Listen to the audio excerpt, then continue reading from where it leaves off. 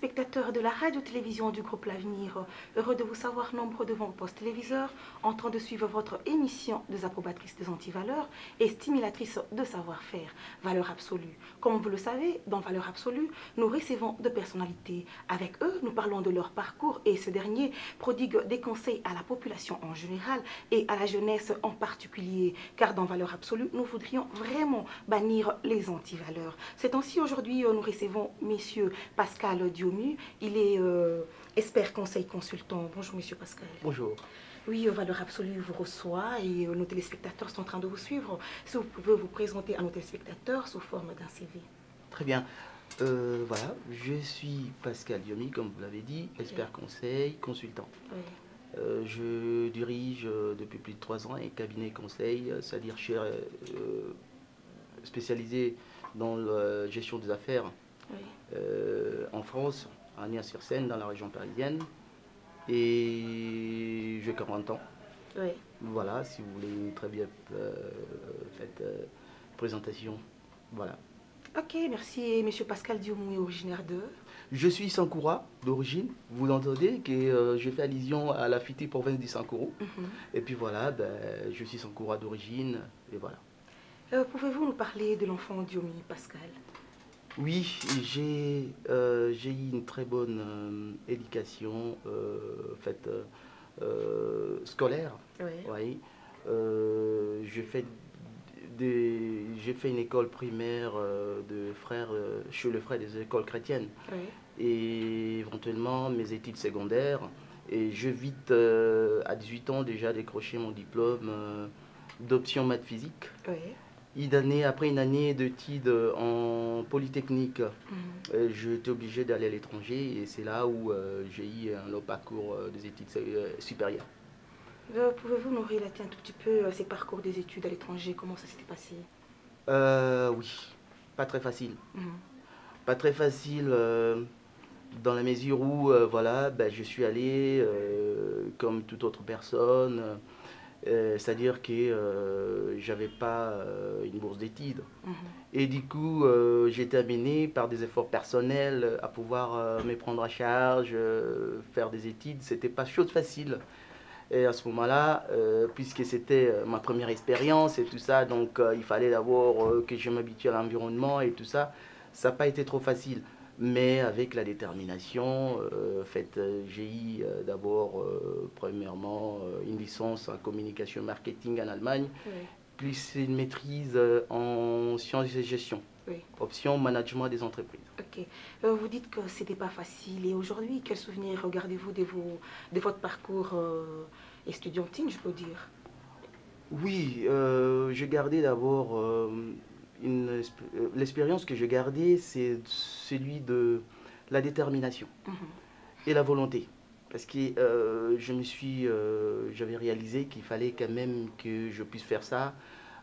Parce que, écoutez, je voulais occuper une place dans la société. Et moi, j'étais tellement convaincu que c'était la seule voie qui pouvait me permettre d'atteindre mes objectifs, quoi. Oui. Voilà. À quel moment vos parents pouvaient dire, voilà, Pascal c'est maintenant un garçon, on peut confier à Pascal les responsabilités? Je vous ai dit tout à l'heure que j'ai vite quitté le pays à 18 ans, c'est-à-dire que vous comprenez que j'étais pas à côté de mes parents. J'ai appris à me prendre en charge moi-même, mais sur ce, mes parents ont été toujours utiles dans leurs conseils, dans leur soutien moral, quand je communiquais avec, et tout ça, pour m'encourager à tout ce que je faisais. Donc, ils ont senti que j'étais responsable parce qu'ils comprenaient, j'étais obligé à un moment donné de pouvoir soutenir de temps en temps mes parents comme fait toute autre personne et que voilà, là ils ont senti que j'étais tellement responsable et que je pouvais faire beaucoup de choses, quoi. Ok, parlant de la responsabilité, nous avons contacté votre père et les gens qui vous ont connu quand vous étiez tout petit, ils ont témoigné vous concernant. On va suivre, on se retrouve juste après. Pascal, c'est mon fils aîné. Il est l'aîné d'une famille nombreuse. Pascal, c'est un enfant qui n'était pas turbulent, mais très curieux. C'est-à-dire, ses humanités il ne les a pas passés à mes côtés. Je l'avais laissé à l'Équateur, chez un ami. Alors, ce qui m'a beaucoup étonné, je lui ai envoyé de l'argent parce que je me trouvais à Zongo, à l'Équateur. Mais, curieusement, j'arrive, l'argent que je lui ai envoyé à partir de la 3e secondaire, il correspondait déjà avec les ambassades, tout ça. Il avait beaucoup de livres. J'ai dit, mais ce n'est pas possible. À cet âge, tu communiques déjà avec les gens en France. Les gens, il dit, papa, mon objectif, quand je vais terminer mes humanités, je dois vraiment sortir du pays, je dois étudier beaucoup et devenir un homme utile à la société. Voilà, il n'était pas bouillant, mais il était curieux. Il aimait beaucoup lire et écrire. Et c'est ce qu'il a. Il a cet esprit jusque maintenant. Quand il avait terminé ses humanités, il les a terminées à 18 ans. Alors après, il est venu ici à Kinshasa, mais il avait toujours l'idée de sortir du pays. Quand il est sorti, bon, il a fait longtemps, il est revenu, il est reparti. Pour le moment, je le considère qu'il est un grand responsable. Il peut me remplacer et puis s'occuper de la famille. Je suis fier de mon fils parce qu'il m'a honoré. Il est brave et puis il a beaucoup d'initiatives.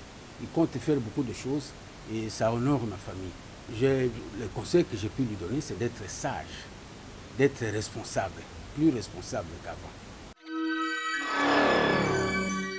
Ok, nous avions tout suivi. On a compris que vous avez passé l'enfance responsable. Votre père l'a témoigné. Mais pouvez-vous alors nous dire comment vous aviez pu gagner votre premier marché d'emploi? Oui, mon premier marché d'emploi. Oui. Vous parlez en termes de fait, parce que bon, en fait. Oui, vous aviez dit vous avez passé vos études à l'étranger et tout. Vous avez votre licence, votre maîtrise, voire même. Mais le marché d'emploi, comment vous avez pu gagner l'emploi? Oui, j'ai dit, en fait, en étant étudiant, j'ai eu des emplois, on peut dire précaires, hein, Oui. prétendent, c'est-à-dire que des emplois. C'est ce qui m'a permis d'ailleurs, parce que je ne pouvais pas éventuellement avoir un emploi stable. Oui. Et j'avais des emplois précaires, c'est-à-dire d'une durée en fait, bien déterminée et tout ça. Et après, avec les temps, mon premier emploi, je peux dire, je l'ai eu après ma licence.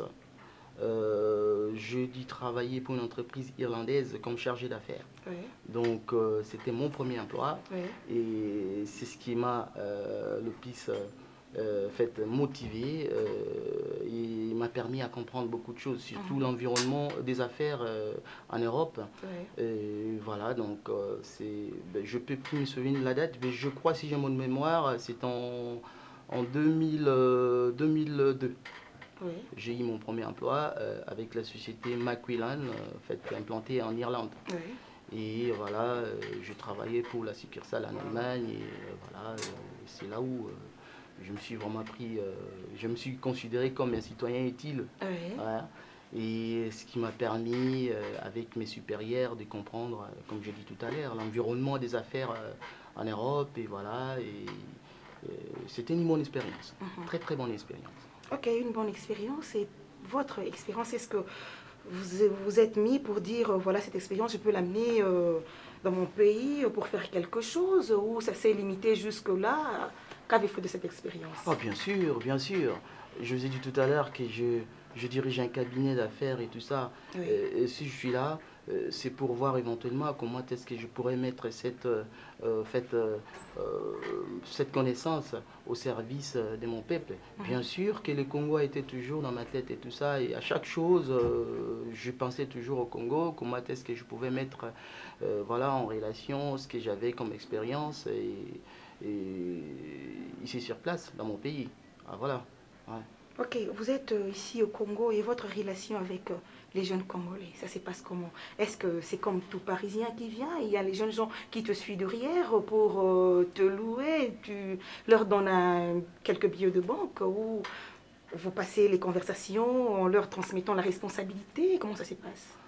Très bien, très belle question. Vous savez, en fait, tout cela, ce sont des conséquences d'une souffrance, hein, Oui. sans fin, criante d'ailleurs. Oui. je me dis que quelqu'un qui est occupé, qui a une occupation, n'a pas le temps d'aller suivre quelqu'un pour ce genre de... Mais la question aujourd'hui, c'est de voir éventuellement comment on peut résoudre ces genres de fléaux. C'est très difficile pour moi sur ce plateau aujourd'hui de pouvoir énoncer toute la théorie et tout ça, mais je vais dire qu'il faudrait que les Congolais puissent s'initier au travail. Oui. Vous allez me dire tout de suite que bon, voilà, ils vont s'initier au travail, mais il n'y en a pas assez. Hein? En fait, le marché de l'offre n'est pas aussi satisfaisante. Oui. Mais raison pour laquelle nous autres, nous devons être là pour voir éventuellement, pour initier, pour en tout cas créer hein, ce qui est des activités susceptibles de pouvoir embaucher des jeunes. Leur former. Il ne suffit pas de parler de l'embauche de jeunes, il faut voir aussi leur formation. Bien sûr, vous allez me dire que voilà, sur Kinshasa, il y a pas mal de gens qui, après avoir effectué leurs études supérieures, oui. se trouvent confrontés au marché d'emploi. Mais il faut d'abord bien former.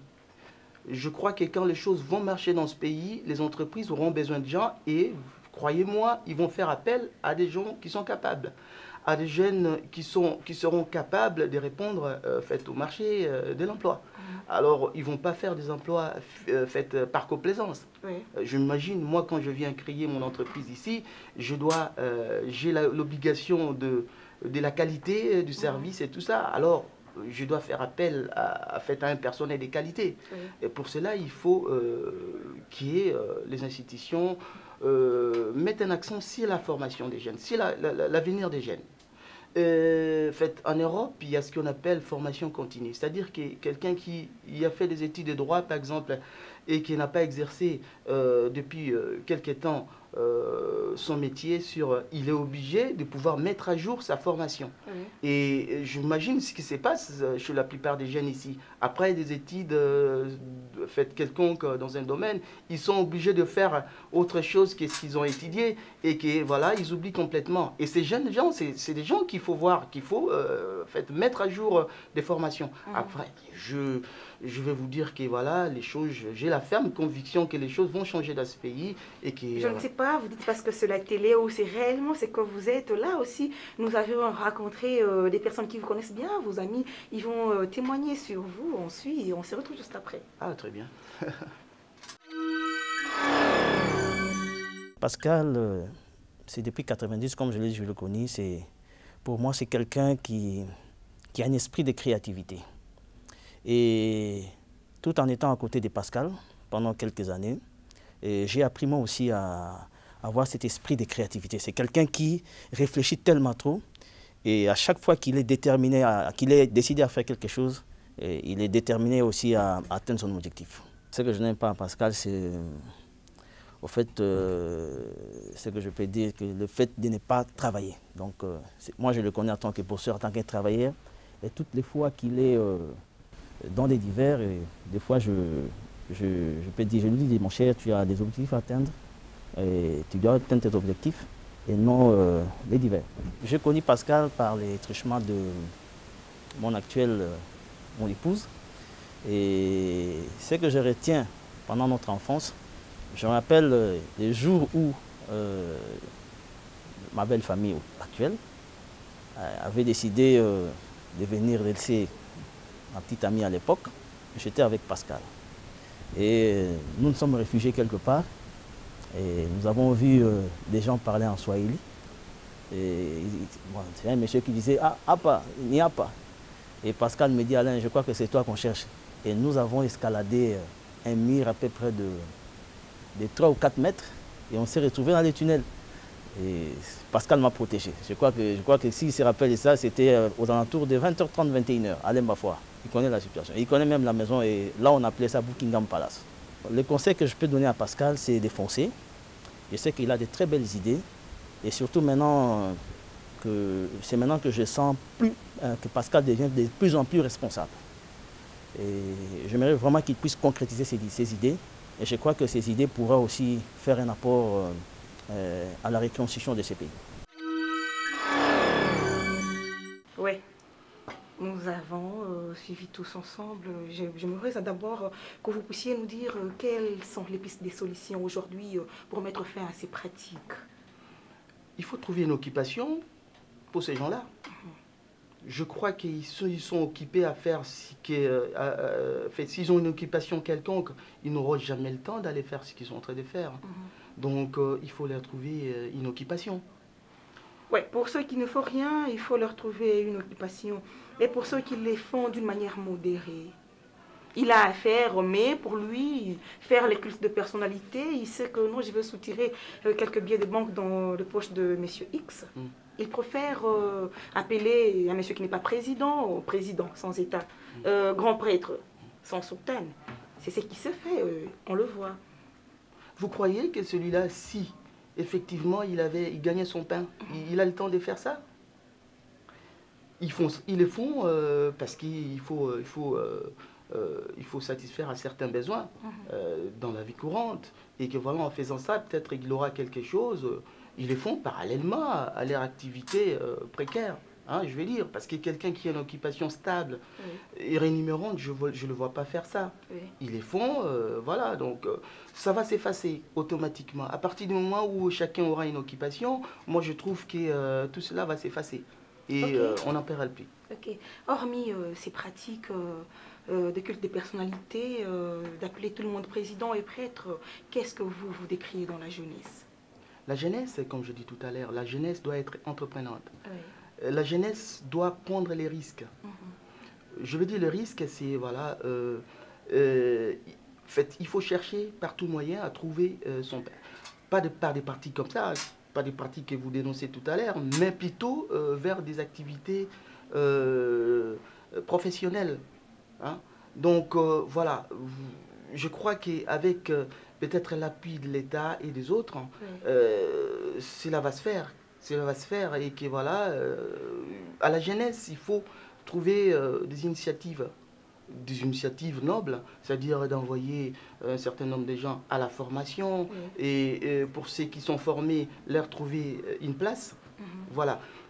Seulement pas dans Kinshasa, parce que j'ai constaté Kinshasa étant peuplé, il faut le souligner, et ce phénomène est beaucoup plus visible sur Kinshasa. Et que voilà, quand les activités vont s'ouvrir, hein, pas seulement à Kinshasa, mais à l'étendue du territoire, et les gens seront obligés à pouvoir aller vers les provinces et tout ça pour trouver un emploi. Donc voilà à peu près ce qui va se passer, quoi. Hein. Bon, vous êtes revenu au pays, vous dites vous voulez créer de l'emploi. Qu'est-ce que vous proposez réellement à la population congolaise? Moi particulièrement. Oui, moi je vais proposer je suis, si vous voulez, si je dois être bref, c'est-à-dire que mon cabinet de Paris, je dois pouvoir avoir une secrétaire ici. Qu'est-ce que nous on fait? On accompagne principalement les petites et moyennes entreprises dans leur activité. C'est-à-dire que les entreprises restent, s'occupent essentiellement au centre de leur activité. Hein. Si c'est une entreprise de bâtiment, on s'occupe beaucoup plus du bâtiment et nous on fait le reste du boulot, c'est-à-dire l'administration, la comptabilité, tout ce qui a trait à la gestion de la société. On a par des conseils, évidemment, on mettra des personnels à disposition pour pouvoir les accompagner à pouvoir augmenter leur chiffre d'affaires. Donc